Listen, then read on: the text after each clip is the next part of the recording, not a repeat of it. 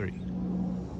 Hi, I'm Micky Smith, Director of Golf of Brook Golf Course and instructor with the Hank Johnson School of Golf. And I'm here to give you this month's tip on your chipping mechanics. Many of you who struggle with your chipping or pitching around the greens, it's because you overuse your hands and wrists during your swing and you don't have enough body pivot.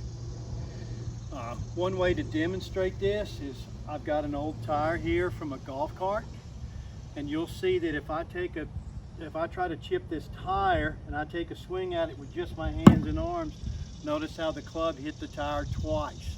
I was able to move the tire, but I had to hit it 2 times.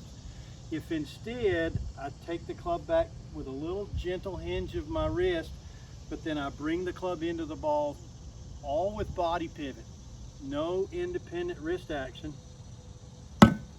I was able to move the tire, but because I wasn't putting any pressure against the back of the club shaft with my right hand and my right arm, the club rebounded off the tire and it did not rebound back into it a second time. I'll demonstrate one more time. So I'm going to take the club back with a little bit of subtle wrist action, but then I'm going to hit the ball with body pivot, not with hand action. The club ricochets off of the tire and stays back there. So if I transfer that feeling to a golf ball, I'm going to take a fairly narrow stance. I prefer my feet to be open and angled slightly toward the target. Again, I'm going to take the club back with a subtle wrist action and then hit it with my pivot. And a nice solid strike, and if you'll notice as I get to the end of my follow through, my left wrist is still flat, the club is in line with my left arm.